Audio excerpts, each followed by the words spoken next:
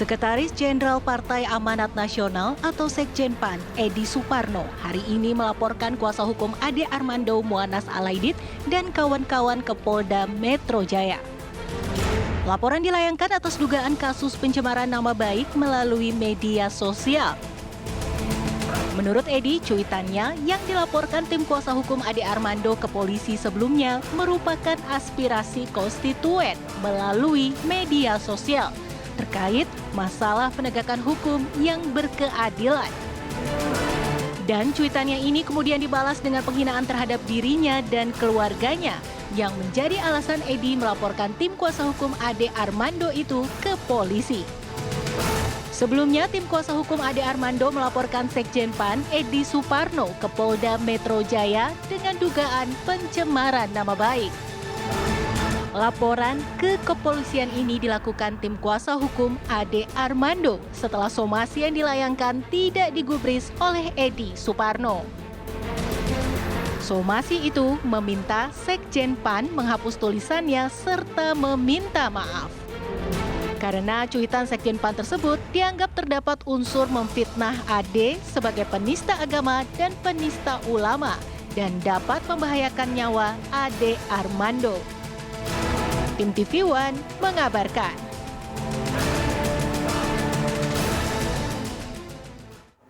Anda mungkin sudah bisa membaca tadi kicauan dari Sekjen PAN Edi Suparno yang diunggah di akun media sosial Twitternya pada tanggal 12 April lalu. Tapi mungkin saya juga bisa bacakan lagi untuk bisa lebih jelas. Saya mendukung pengusutan dan tindakan hukum kepada pelaku kekerasan terhadap AA. Tapi saya juga mendukung tindakan hukum yang tegas kepada mereka yang menistakan agama dan ulama termasuk AA.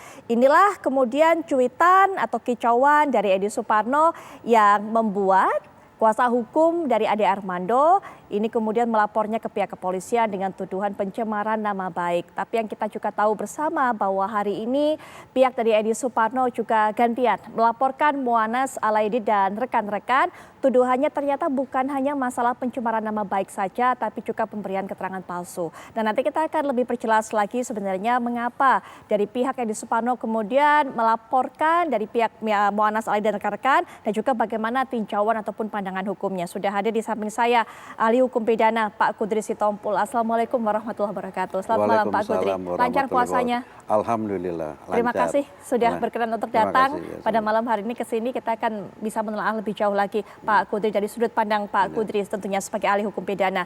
Dan berikutnya kita akan mendengarkan juga keterangan yang disampaikan oleh Pak Muanas Alaidit selaku kuasa hukum Ade Armando. Assalamualaikum warahmatullahi wabarakatuh. Selamat malam Mas Muanas Alaidit. Waalaikumsalam. Baik, dan juga nanti kita akan kedatangan ataupun juga kehadiran secara virtual dari Wakil Sekjen PAN tentunya, tapi nanti yaitu Pak Slamet Riyadi akan bergabung juga dalam diskusi kita kali ini. Tapi mungkin kita juga minta pandangan dari Mas Muanas Alaidit bagaimana tanggapannya dilaporkan oleh pihak Edi Suparno pada hari ini. Ya, pertama menurut saya adalah soal berkaitan dengan laporan itu. Ya, kita akan hadapi laporan itu, karena itu menjadi hak dia. Jadi kami tentu itu tidak ada masalah. Kemudian yang kedua, saya kira lebih baik dia fokus pada laporan kita dan melakukan pembelaan yang masuk akal terhadap inisial A yang katanya bukan ada Armando. Kemudian yang ketiga, saya kira kalau kemudian kita dilaporkan dengan tuduhan memberikan keterangan palsu, ya tentu ada konsekuensi hukumnya bahwa kita juga akan tidak menutup kemungkinan untuk mengambil langkah hukum termasuk laporan balik terhadap yang bersangkutan. Saya kira itu, Mbak. Bang Muanas Alaidit tadi sudah sempat menyebutkan mengenai pembelaan yang masuk akal harusnya disampaikan oleh pihak Edi Suparno. Yang kemarin itu dinilai tidak masuk akal, Bang Muanas, termasuk yang mengatakan bahwa ini aspirasi para konstituen sebenarnya yang diunggah melalui akun Twitter dari Edi Suparno ini. Ya, karena yang bersangkutan itu adalah politisi, Mbak. Ya, sebagai anggota dewan juga. Saya kira dia bisa mengambil diksi atau pilihan kata yang tepat tanpa melakukan provokasi dan penyudutan. Kalau kita lihat dalam cuitannya itu kan jelas, itu melakukan tuduhan. Yang kita persoalkan adalah bukan kalimat pertama, tapi adalah anak kalimat atau kalimat lanjutan yang kedua. Di satu sisi dia mengatakan di kalimat pertama tadi dia dibacakan dia mendukung pengusutan tindakan hukum kepada pelaku kekerasan terhadap AA. Tapi saya juga mendukung kata dia tindakan hukum yang tegas kepada mereka yang menistakan agama dan ulama, termasuk AA. Gitu. Nah kemudian mereka memelintir bahwa AA itu belum tentu Ade Armando. Ini kan nggak masuk akal sehat kita gitu. Karena kalau kita kemudian melakukan perbandingan pada hari dan kejadian yang sama, itu sangat tergambar, Mbak, bahwa AA itu jelas ditujukan pasti pada Ade Armando misalnya.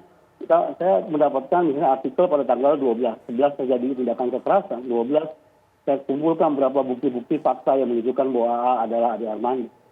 Misalnya di suara.com itu menuliskan bahwa inilah cuplikan wawancara Ade Armando tentang gerakan mahasiswa beberapa saat sebelum yang bersangkutan dikeroyok hujan oleh sosial seperti dikutip suara.com. Ini rilis 12 April 2022. Kemudian Detik.com juga begitu mengutip pernyataannya Pak Hendardi mengutuk tindak kekerasan dan dehumanisasi yang dialami oleh AA.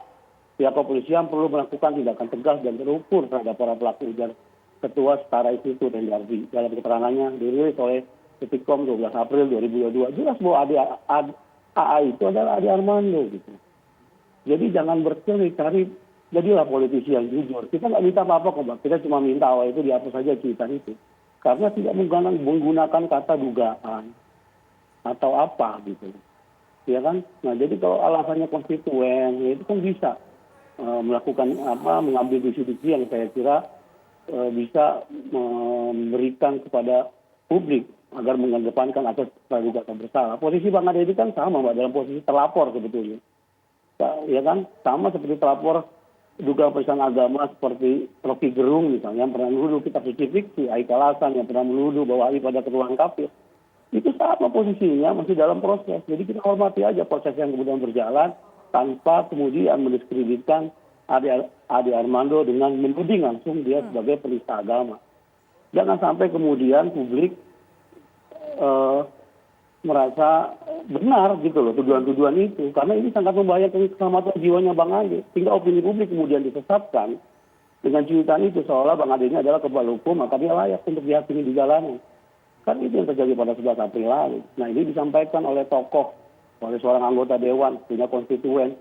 Nah menurut hemat saya, seorang tokoh itu dia akan mudah dipercaya ucapannya, Mbak. Gitu. Baik, kita juga saya sudah itu, Mbak, yang paling penting. Baik, sudah bergabung juga dengan kita secara daring yaitu Bapak Slamet Riyadi selaku Wakil Sekjen PAN. Assalamualaikum warahmatullahi wabarakatuh. Selamat malam Pak Slamet Riyadi. Waalaikumsalam warahmatullahi wabarakatuh.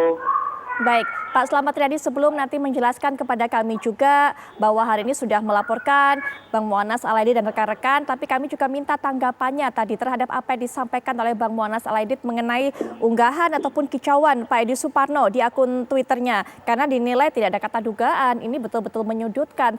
Kemudian juga karena memang ini semua masih dalam proses pihak kepolisian, tapi sudah bisa menulis bahwa saya mendukung tindakan hukum yang tegas kepada mereka yang menistakan agama dan ulama termasuk AA. Silakan, Pak. Mati ya. Ya,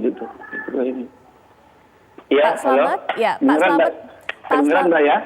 Kedengeran, saya bisa mendengar suara Pak Slamet Riyadi. Pak Slamet Riyadi bisa mendengar suara saya? Iya, bisa mendengar. Baik, Pak, mungkin bisa disampaikan tadi bagaimana tanggapannya terhadap pernyataan yang juga dikatakan oleh Bang Mu'annas Alaidit. Iya, terima kasih Mbak. Yang pertama, kami di sini mewakili Pak Sekjen Edi Suparno yang pertama menegaskan bahwa terkait masalah cuitan yang ditulis oleh Sekjen kami, saudaraku Edi Suparno, di situ kami tegaskan dan kami nyatakan di sana tidak menimbulkan fitnah dan kami tidak menuduh siapapun. Cuman kami ingin mengklarifikasi bahwa di sana sudah jelas terkait masalah cuitan itu ada 2 item. Yang pertama, kami meminta kepada aparat penegak hukum ataupun pihak kepolisian untuk menindak tegas oknum yang melakukan kekerasan terhadap inisial AA. item yang kedua, kami juga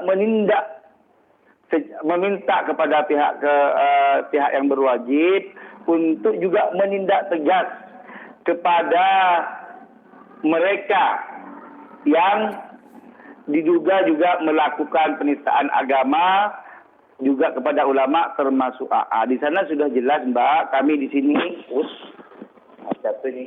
kami di sini sudah tidak ingin berdebat lagi terkait masalah AA itu siapa. Yang terpenting kami tadi siang sudah datang ke Polda Metro Jaya untuk melaporkan kuasa hukum saudara Ade Armando, yaitu yang bersangkutan saudara Muannas Al-Aidid. Baik, bisa dijelaskan lebih lanjut lagi mengenai yang dilaporkan karena ini tuduhannya adalah pencemaran nama baik dan juga pemberian keterangan palsu. Pak Slamet. Ya, Mbak. Kita jelaskan di sana sudah kita laporkan tadi melalui Polda dan terima langsung laporan kami nanti akan diproses melalui di Direktorat Reserse Kriminal Khusus di Polda Metro Jaya. Yang pertama yang kita laporkan adalah terkait adanya dugaan keterangan palsu. Dianggap terkait adanya dugaan keterangan palsu tersebut adalah terkait saudara kuasa hukum Ade Armando melakukan somasi dan melaporkan saudaraku Sekjen Edi Suparno ke Polda Metro Jaya ini dengan dugaan keterangan palsu, artinya surat kuasa hukum yang dia gunakan adalah peruntukan bukan untuk melakukan somasi ataupun bukan untuk melakukan pelaporan saudaraku Sekjen Edi Suparno ke Polda Metro Jaya, melainkan tertulis lengkap bahwa peruntukan surat kuasa hukum saudara Muannas Al-Aidid yaitu untuk mengawal kasus kekerasan yang menimpa kepada kliennya yaitu saudara Ade Armando. Tentunya di sini perlu kami sampaikan bahwa dalam surat somasi yang disampaikan oleh saudara kuasa hukum yaitu yang dilampirkan adalah surat kuasa hukum per tanggal 11 April itu untuk mengawal kasus kekerasan yang menimpa saudaraku Ade Armando. Dan saya tegaskan kembali itu bukan untuk melakukan somasi. Yang kedua, kami juga melaporkan saudara Muannas di KK dan kawan-kawannya terkait adanya dugaan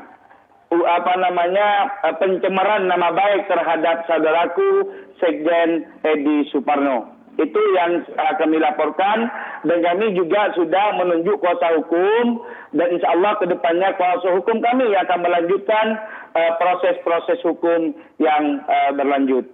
Baik, Bang Muannas Al-Aidid silakan ditanggapi karena sebenarnya surat penunjukan kuasa hukum itu per 11 April sehingga harusnya memang kewenangannya untuk bisa menyelesaikan masalah pengeroyokan saja, bukan masalah yang ada hubungannya dengan unggahan di Twitter tadi karena unggahan di Twitter baru per tanggal 12 April. Silakan ditanggapi, Bang.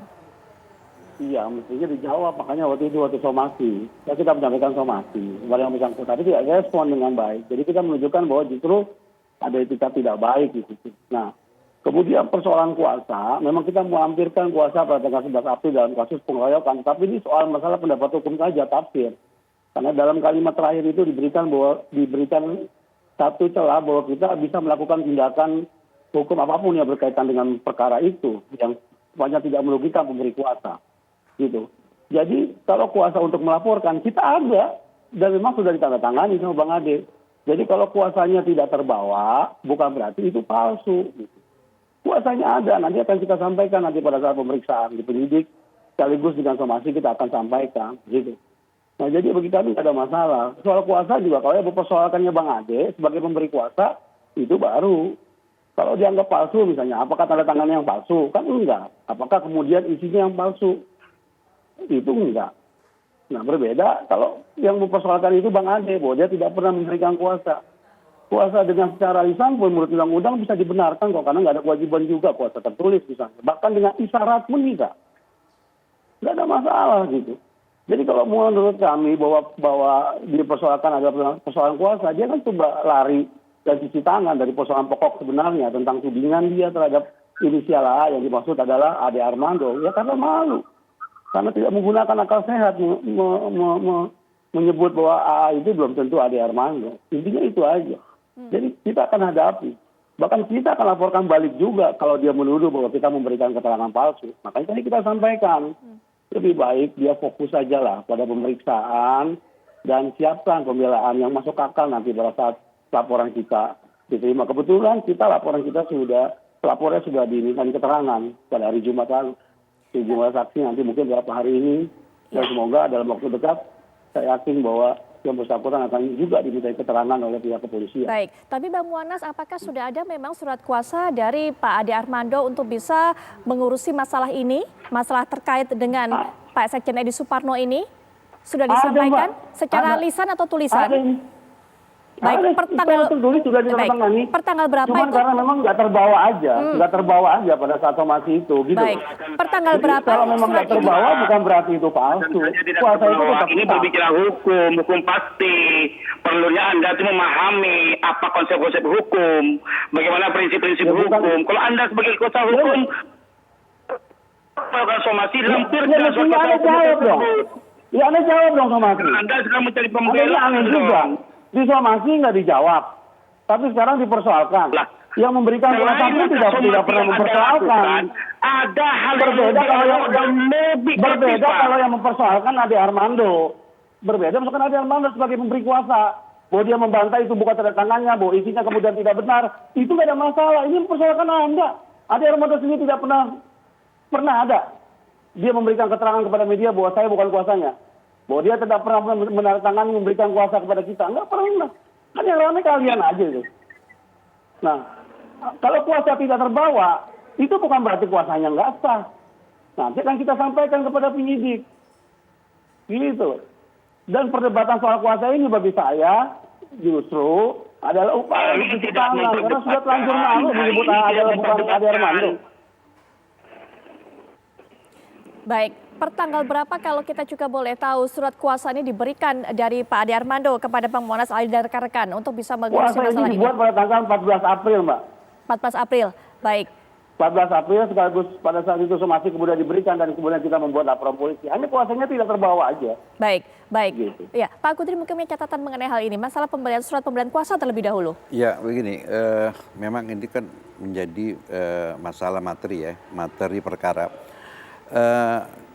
Apakah surat kuasanya itu diberikan setelah kejadian dengan tweet atau sebelumnya gitu loh. Kalau misalnya sebelum kan nggak mungkin juga misalnya diberikan kuasa terhadap peristiwa yang belum terjadi. Mestinya surat kuasa itu diberikan setelah ada katakanlah misalnya Pak Edi itu membuat pernyataan, kemudian setelah itu baru ada surat kuasanya gitu. Tapi kan kalau yang saya dengar itu ini adalah ada surat kuasanya sebelum ada terjadi. Jadi mungkin surat kuasa itu diberikan untuk keperluan yang lain gitu ya. Misalnya ini tapi kita lihat ini kan surat kuasa khusus ya. Misal surat kuasa khusus itu biasanya khusus terhadap satu peristiwa tertentu bukan umum gitu ya. Nah, kecuali dia diberikan kuasa secara umum ya. Tetapi kalau di dalam surat kuasa khusus itu untuk memperjuangkan hak-hak yang memberi kuasa itu boleh dia berhadapan dengan ke siapa saja gitu loh. Tapi yang saya tangkap ini adalah tadi kenapa surat kuasanya kok lebih dulu daripada peristiwanya ini loh. Tapi terakhir tadi sudah diinformasikan yang terakhir sudah ada surat kuasa mengenai hal ini pada 14 April, Pak Kudri. Ya itu nanti diinikan aja ya, diperlihatkan. Nah kan di sini kan ada somasi, ya kan? Katanya biasanya kalau orang yang memberikan somasi dia akan bilang untuk atas nama kliennya berdasarkan surat kuasa. Ya mungkin pada waktu itu kita nggak tahu ini faktanya bagaimana gitu ya. Nah nanti itu bisa dilihat aja nanti apakah kuasanya itu post factum atau sebelumnya gitu. Kalau misalnya post factum artinya surat kuasa itu diberikan setelah ada peristiwa pidana, betul. Tapi kalau misalnya surat kuasa diberikan sebelum ada peristiwa pidana kan nggak logis Baik, gitu loh. baik. Ya jadi gitu ya. Nanti kita akan berikan tanggapan lagi, kita juga akan dengarkan bagaimana tanggapan dari kedua belah pihak, tapi setelah jeda berikut ini kami segera kembali.